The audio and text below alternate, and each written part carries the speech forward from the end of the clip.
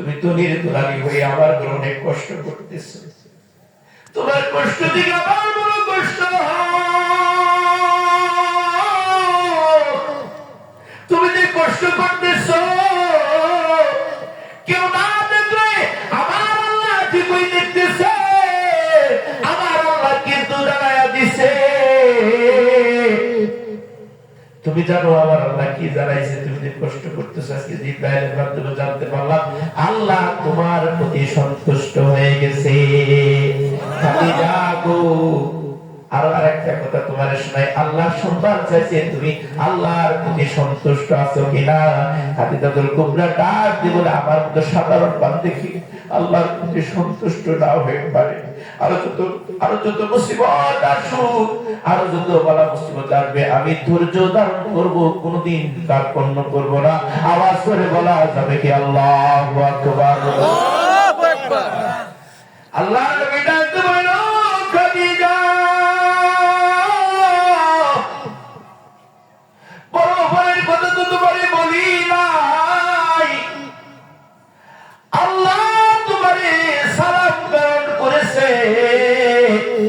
কথাটা শোনার সঙ্গে সঙ্গে খাদিজাতুল কুবরা ডাক দিয়ে বলল, গো পয়গম্বর, আমি একজন আল্লাহর সাধারণ বান্দী, আল্লাহ আমারে সালাম দিয়েছে, আমি কিভাবে সালামের জবাব আল্লাহ কি তুমি এটার ভাষা তো আমার জানা নাই। ওগো পয়গম্বর, আমার পক্ষ থেকে আপনি আল্লাহকে সালামের জবাবটা দিয়ে দিবেন। আওয়াজ করে বলা যাবে কি সুবহানাল্লাহ।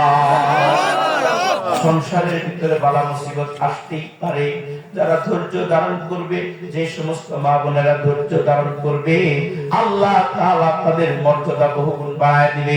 শুধু দুনিয়াতে বাড়াবে না, পরকালে তাদের স্থায়ী ঠিকানা হয়ে যাবে জান্নাত। আওয়াজ করে বলা যাবে কি সুবহানাল্লাহ। আলোচনা কি নম্বর আছে না? চলবো আর রাত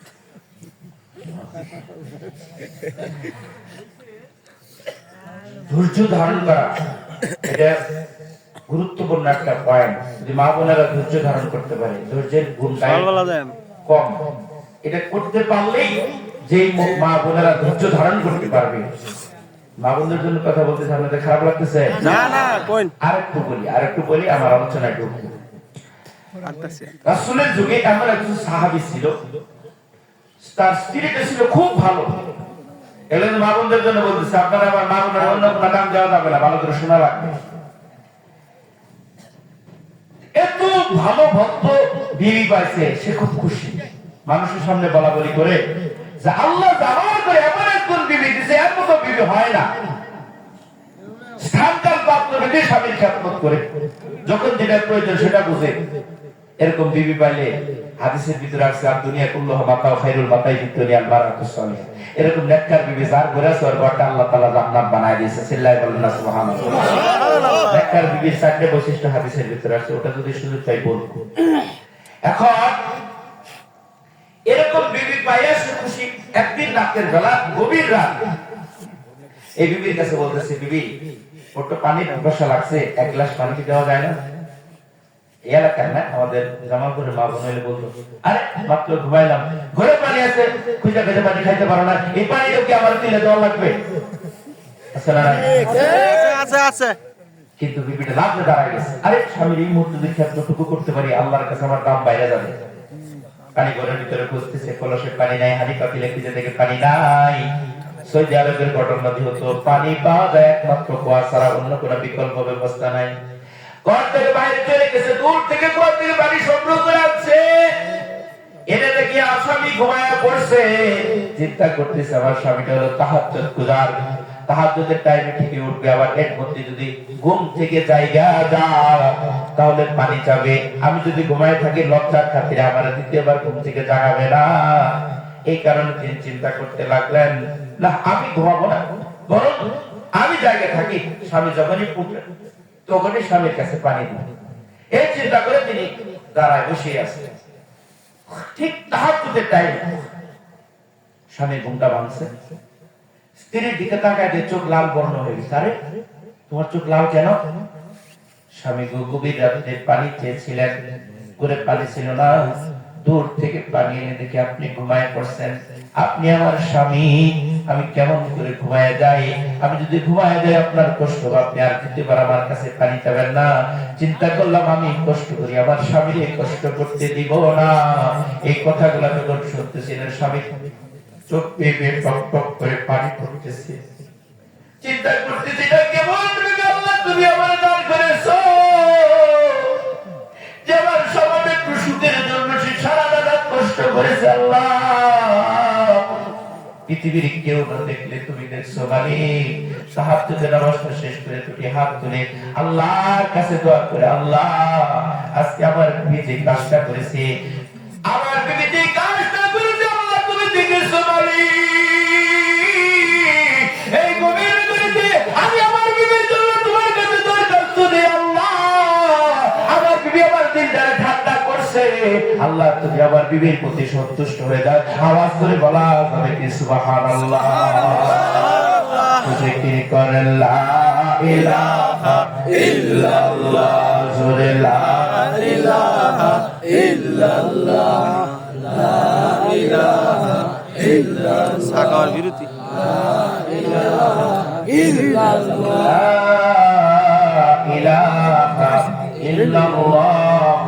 মুহাম্মাদুর রাসূলুল্লাহ। আওয়াজ করে বলেন না সাল্লাল্লাহু আলাইহি ওয়াসাল্লাম।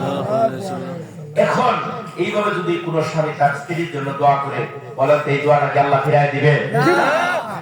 তো কিছুদিন পরের ঘটনা, এই বিবিটা ডাকতে বলতেছে, স্বামী গো, আপনার কাছে আমার একটা আবদার আছে, রক্ষা করবেন। তো একটা কেন 10টা আবদার রক্ষা করবো, বলো কি তোমার আবদার? বলেন রক্ষা করবে। হ্যাঁ করবো, ওয়াদা দেন। ওয়াদা দিলাম। ওয়াদার মাসরুল কারীম ইদা ওয়াদা ওয়াফা।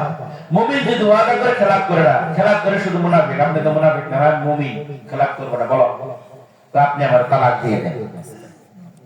বলো আকাশটা ভেঙে স্বামীর মাথার উপর, বলো কি কেন তুমি তালাক চাও?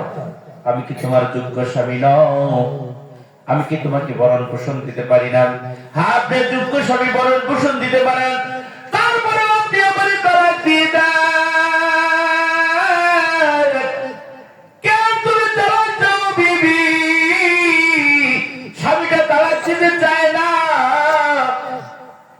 এবার বিবিটা ডাকতে বলে, ও স্বামী আমার, চলেন আমরা দুজনে রাসূলের দরবারে যাব। রাসূল যদি তালাক দিতে বলে তাহলে কি আপনি তালাক দিবেন? হ্যাঁ দিব। স্বামী ডাকতে বলে, বিবি রে, রাসূল যদি বলে বিবাহটা রক্ষা করতে থাকতে তাহলে কি করবে? আপনার ঘরেই থাকবো। তো চলো, খেলার সময় বাড়ানো যাবে না। দুজনে রওনা করেছে, আল্লাহর নবীর দরবারে যাবে। মরুভূমির পথ, পাথরময় পথ, রাস্তাঘাট দেখে শুনে চলতে হয়, অন্যথায় হুজুর খাওয়া লাগে। স্বামী এবার উদাসীন হয়ে গেছে, চিন্তা করে, আল্লাহ নবী যদি আমাদের মধ্যে বিচ্ছেদ করে দেয় তাহলে আমাদের কি উপায় হবে?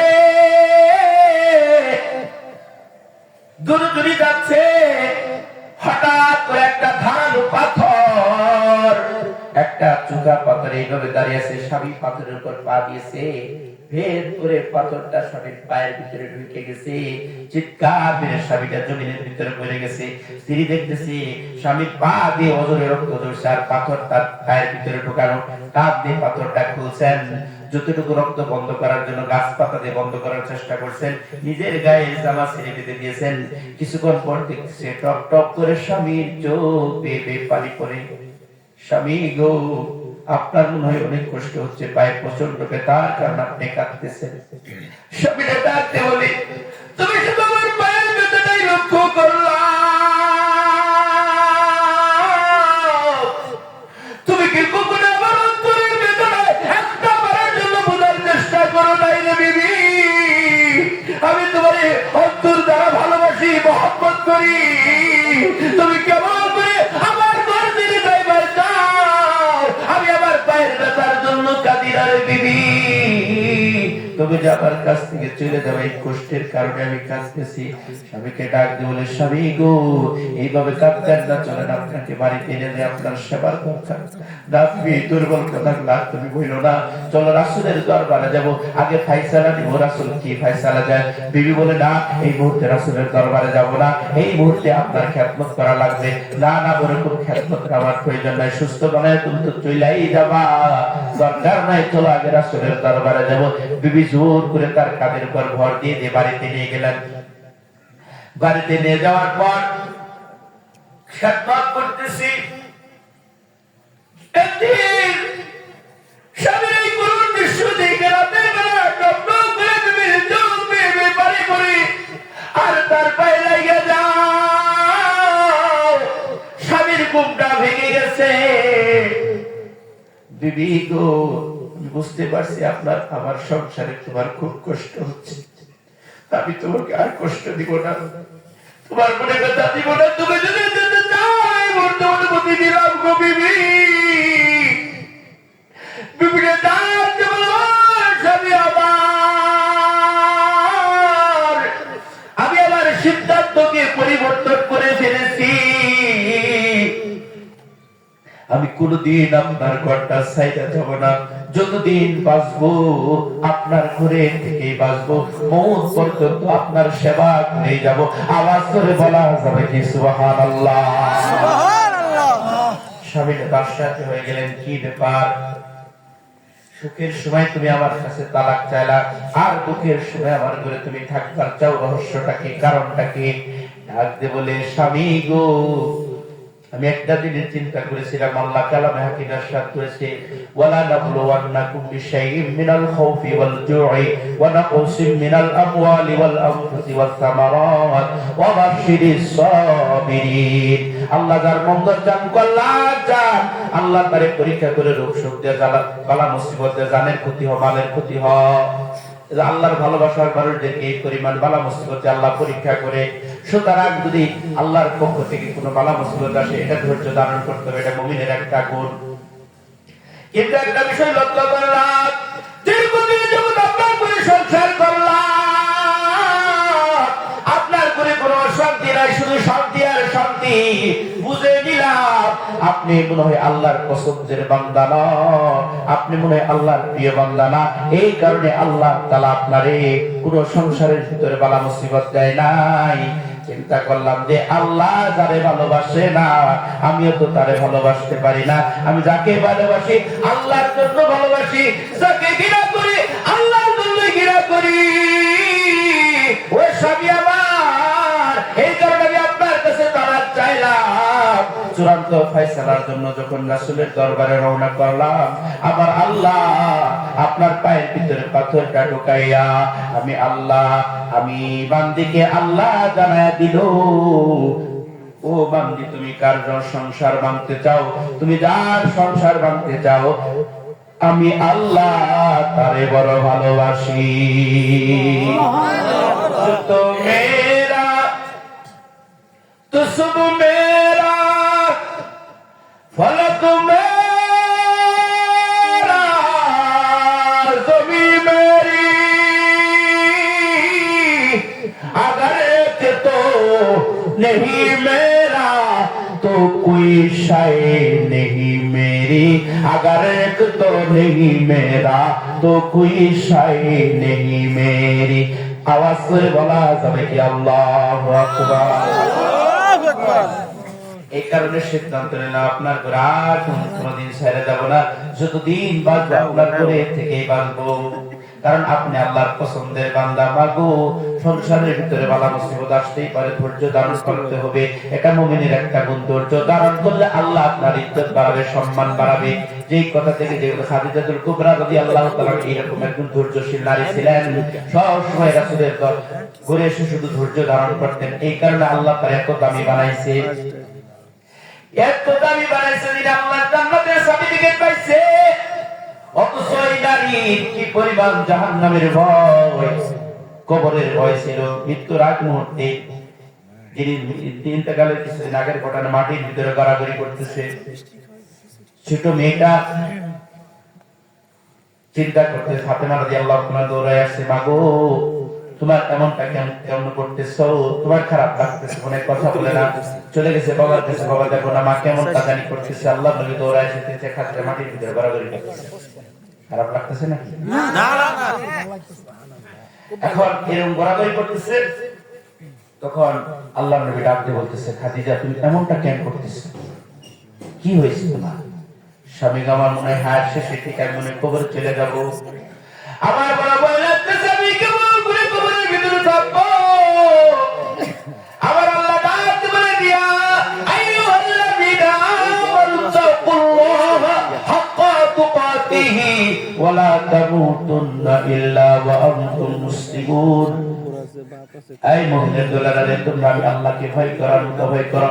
খবরদার খবরদার মুসলমান না হয়ে তোমরা কবরে যাইও না। ওগো পাইগাম্বর আমি কবরের ভিতরে কেমনে থাকবো, আমার বড় ভয় লাগে, সব কিছুর ঘর পোকামাকড়ের ঘর।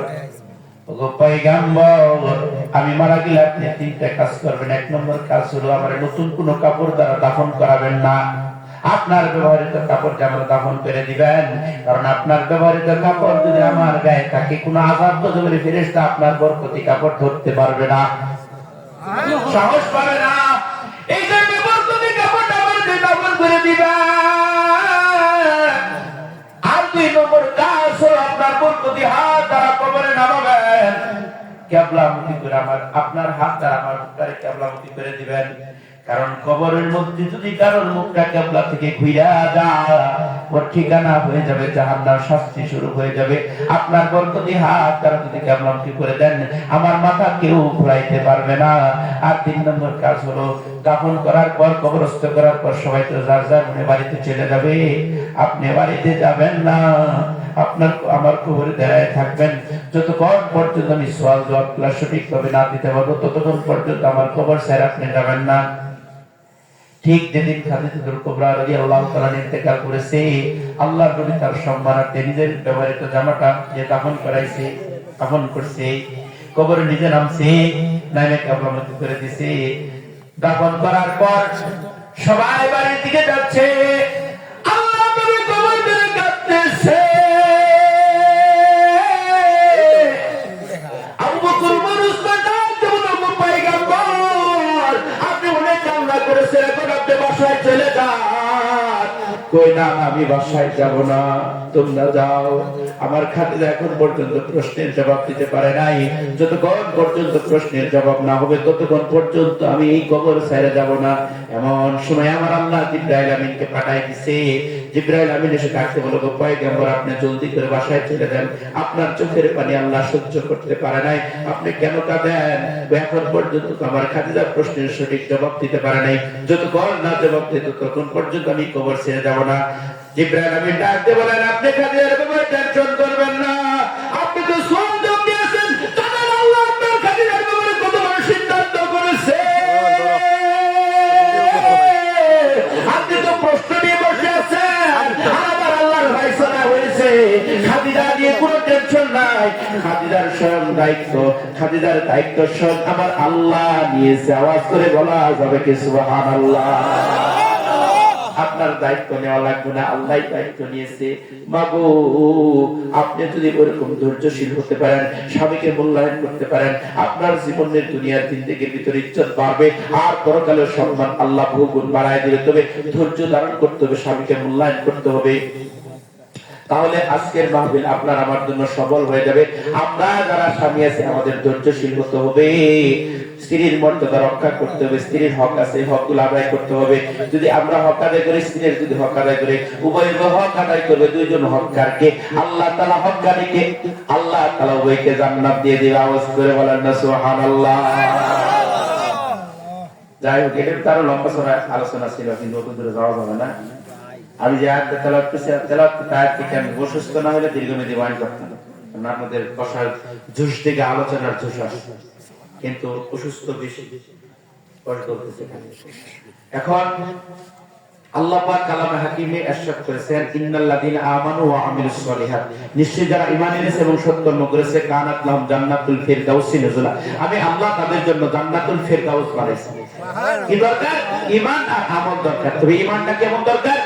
আমিনু কামা আমানান নাস। আল্লাহ কালামে হাকিমার সাথ করেছে ঈমান আনো যেরকম ভাবে মানুষেরা ঈমান আনছে।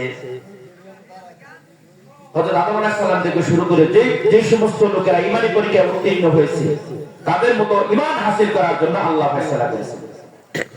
ফেরাউনের একজন দাসী ছিল যিনি গোপনে গোপনে ইসলামের কালিমা গ্রহণ করছে। এই দাসীর কাজ ছিল এই ফেরাউনের যে তার ফ্যামিলি আছে তাদের চুলগুলোকে পরিপাটি করে দিতে। একদিনের ঘটনা, ফেরাউনের কন্যা চুল আশ্রয় ছিল, হঠাৎ করে এই দাসীর হাত থেকে চিরুনি মাটির ভিতরে পড়ে গেছে। হাদিসের ভিতরে আছে কুল্লু আমরিন জিবালিল লাম ইবদা বিসমিল্লাহ ফাহুয়া আফতার। যে কাজটা বিসমিল্লাহ দ্বারা শুরু করা হয় না ওটা আসমান পর্যন্ত যায় না। এটা ছিল একজন পরহেজগার নেককার। ও বিসমিল্লাহ বলে চিরুনি উঠাইছে। এই কথাটা তো অসতর্ক অবস্থায় বলে ফেলেছে বিসমিল্লাহ। ফেরাউনের কন্যা শুরু করেছে, আরে তুমি আল্লাহর নাম শুরু করলে মানে তুমি কি আমার বাবার খোদা বলো না? কয় না, তোমার বাবার কেন খোদা মানবো? আমার খোদা তোমার খোদা, তোমার বাবার খোদা হলো স্বয়ং আল্লাহ। আল্লাহু আকবার।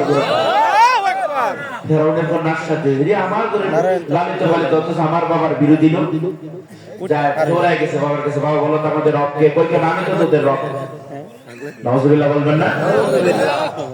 ও ছোটকাল থেকে তো এটাই জানতাম, কিন্তু আমাদের দাসী তো তোমার রব মানে আল্লাহকে বলো। এটা যদি মিশনের মানুষ জানে তাহলে তো আমার খোদাগিরি থাকবে না। এই কারণে গায়ে দাসী বল তোর রবকে, তার রব্বকে, তোর রবকে কয় রব্বি ও রব্বুকা হুয়া আল্লাহ। আমার রব আপনার রব তিনি হলেন আল্লাহ। যারা তো হাত তুলে তাকায় তোর কি জানের মায়া নাই, প্রাণের মায়া নাই? জানের মায়া আছে, প্রাণের মায়া আছে, তবে ঈমানের মায়াটা আরো বেশি। আল্লাহু আকবার। আমার কাছ থেকে আমার দান আলাদা হবে, পৃথিবীর কেউ না আমার ঈমানটাকে আলাদা করবে।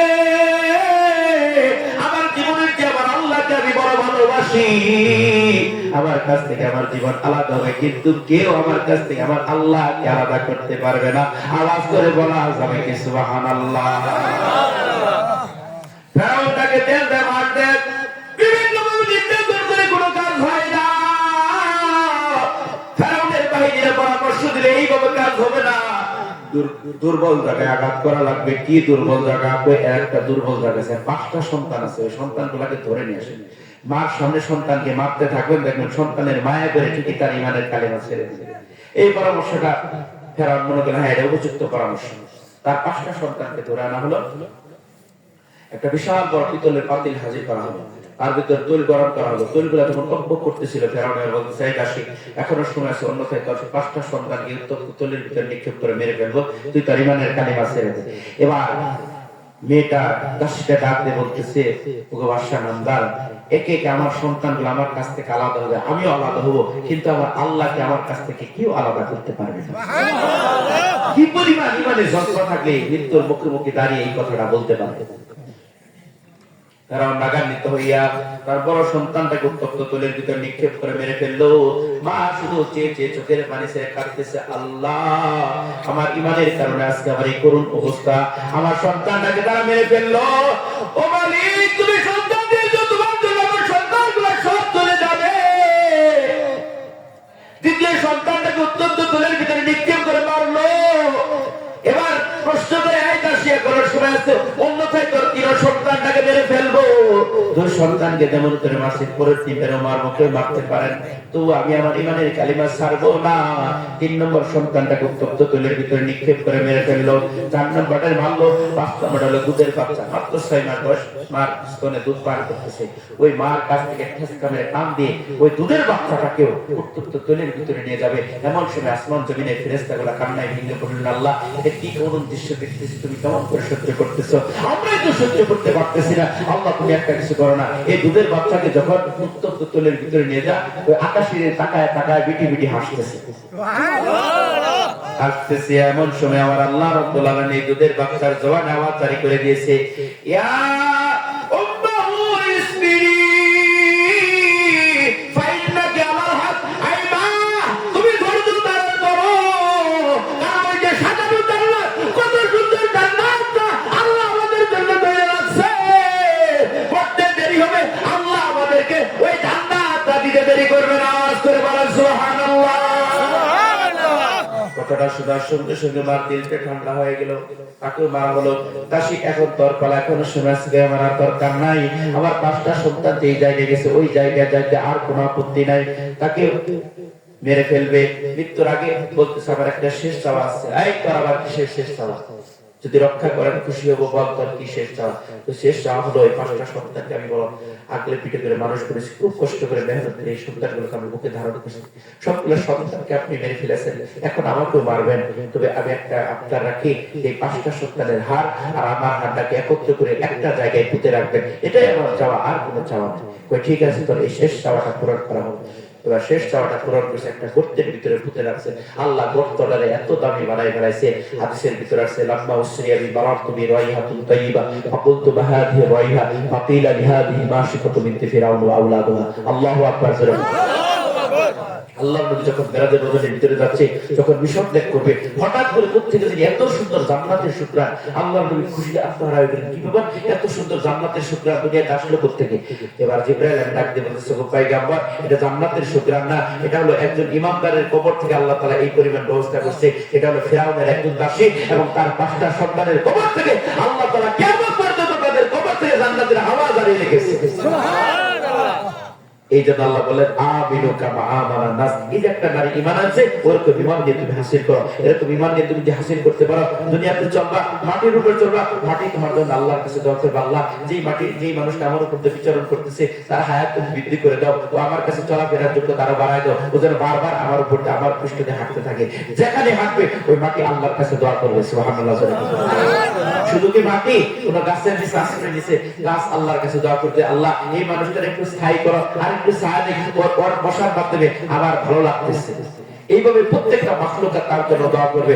শুধু কি তাই, এই মুমিনকে যখন কবরের ভিতরে রাখা হবে, দেখেন কবরের ভিতরে হাদিসের ভিতরে আর বড় ধরনের কথা আছে। قال النبي صلى الله عليه وسلم يطلع رجل في قبره فإذا أوتي من قبل رأسه تفاضل تلاوة القرآن। এই মুমিনকে যখন কবরের ভিতরে রাখা হবে, কবরের ভিতরে আগুন কেউ যাবে না, ছেলে মেয়ে কেউ যাবে না, কিন্তু এই মুমিনকে যখনই কবরে রাখা হবে, মুমিন দুনিয়া জিন্দেগি কোরআন পড়তে পারে না, কিন্তু নামাজের ভিতরে কোরআনের তেলাওয়াত করছে, সূরা ইখলাস করেছে, আল-হামদ সূরা করেছে। এই সূরাগুলো তেলাওয়াত করা সূরাগুলো তার মাথার কাছে দেওয়াল হয়ে দাঁড়াবে। শুধু আল্লাহর কদমের স্মরণটা বাঁচতে থাকবে, এই সূরাগুলো, এই কোরআনের তেলাওয়াতগুলো দেওয়াল হয়ে দাঁড়াবে, আযাব গজব ঢুকতে দিবে না। মাথার কাছে বাধা ভাইয়া হাতের কাছে চলে যাবে। ফায়দা ওদিয়া বিল কিবালি আদাইহি, যখন হাতের কাছে আযাব গজবের সরঞ্জামগুলো ঢোকার জন্য চেষ্টা করবে, তখন দাফাতুস সাদাকা, দুই হাত দ্বারা এই মুমিন দান করেছে। যে আপনাদের এলাকার ভিতরে একটা মসজিদের যে ব্যবস্থা কথা হলো, আসলে বর্তমান সময়ের ভিতরে এই ধরনের মসজিদ পাওয়া খুব দুষ্কর। এখন সবাই মানুষের মন মানসিকতা চিন্তা চেতনা উন্নত, মানুষের আপনি 10 তলা বাড়ি বানালে ফিকির করেন, শুধু মসজিদের ব্যাপারে অবহেলা করেন, এটাও কিন্তু একটা মহা অন্যায়। কোন নজরে নিয়ে জানি না, কিন্তু এটাও একটা মহা অন্যায় যে আপনার ঘরের পরিবর্তন চান কিন্তু আল্লাহর ঘরের পরিবর্তন চান না। এটা তো মুমিনদারের ঈমানের টাকা জানা, এটা ঈমান তো গ্রহণ করে না। এরকম ঈমান তো থাকার দরকার না, ঈমানটা আরো শক্তিশালী করার দরকার, চিন্তা করার দরকার। আমার ঘরটা যে আমার ঘরের ভিতরে টাইলস আছে, আমি আমার ঘরটাকে আল্লাহর ঘরটাকে আরো সুন্দর করবো। সুবহানাল্লাহ। এরকম চিন্তা নিয়ে চলার দরকার। কি বলেন? এমন খারাপ লাগে নাকি? সব কথাটা বললাম, কষ্ট পাইলে কথাটা বলে গেল। এখন এই করুণ ভাবে যখন এরকম ভাবে কি জানি বলতেছিলাম, কবরের ভিতরে হাতের কাছে যখন আসবে, তখন এই দান সদকাগুলা দেওয়াল হয়ে দাঁড়াবে। আর বলতে থাকবে না না, এই লোকটা এমন একটা লোক ছিল, দুনিয়ার জিন্দেগির ভিতরে আমি আল্লাহর ঘরটাকে বড় মূল্যায়ন করতো, সব সময় ফিকির করেছে। এলাকার ভিতরে 10 তলা বাড়ি হয়, কেন আমার এলাকার মসজিদটা উন্নতি হয় না? এই চিন্তাটা তার মাথার ভিতরে ঢুকে পড়ছে। ওই চিন্তা নিয়ে সে 24টা ঘন্টায় কাজ করে আল্লাহর ঘর মসজিদে দান করার জন্য মনটা একবারে উৎফুল্ল হয়ে গেছে। এরকম দরদি মন গুলা যে দুই হাতে আল্লাহর ঘরে দান করে, ওই দান কিন্তু হাত গুলা তার কাছে দেওয়াল হয়ে দাঁড়াবে, দান গুলা তার দেওয়াল হয়ে দাঁড়াবে। আর বলতে থাকবে না না, এই সাইডে আযাব গজব আসতে দিব না, যত আযাব দরকার প্রতিহত করবো, তার প্রতিহত করবে। চলে যাবে পায়ের কাছে, পায়ে যাবো আমি কি বলি যখন পায়ের কাছে আযাব গজবের সরঞ্জামগুলো ঢুকবে, দাফাউ মাসি ইলাল মাসাজিদ, তখন প্রতিহত করবে যে আল্লাহর ঘরে মসজিদে যাইতে যতগুলা কদম দিয়েছে, ওই কদমগুলা তারে প্রতিহত করবে। চিল্লায় বলেন সুবহানাল্লাহ। ইনশাআল্লাহ। এই জন্য ভাই আপনার আমার দরকার হলো ওরকম একটা মুমিন হওয়ার দরকার। ওরকম মুমিন হতে পারলে আপনার আমার জীবনটা লাভ হবে। আর মুমিন হতে পারবো আমি কোরআনের মাধ্যমে, কোরআনের শিক্ষার মাধ্যমে। আর এলাকার ভিতরে যদি সত্যিকার অর্থে একজন কোরআনের দাওয়াত বাহক থাকে, যে কোরআনকে মজবুত ভাবে আঁকড়ায় ধরে থাকে, একজনের কারণে আল্লাহ তাআলা পুরো এলাকার ভিতরে হেদায়েতের নূর চমকায় দিবে। জোরে বলেন না সুবহানাল্লাহ। রাত অনেক গভীর হয়ে গেল, না শেষ করে দিতে না না ভাল লাগতেছে। দরুদ শরীফ পড়েন। আল্লাহ। হ্যাঁ ও আচ্ছা আচ্ছা, দোয়ার আগে হুজুর আটটু করলে তো ভালো হইতো, ভালোই লাগতেছে। আমরা হযরতের কাছ থেকে অত্যন্ত গুরুত্বপূর্ণ নসিহত শুনছিলাম। রাত্র যেহেতু গভীর হয়ে গেছে, এখন আখেরি মোনাজাত হবে। হুজুর যেহেতু অনেক দূর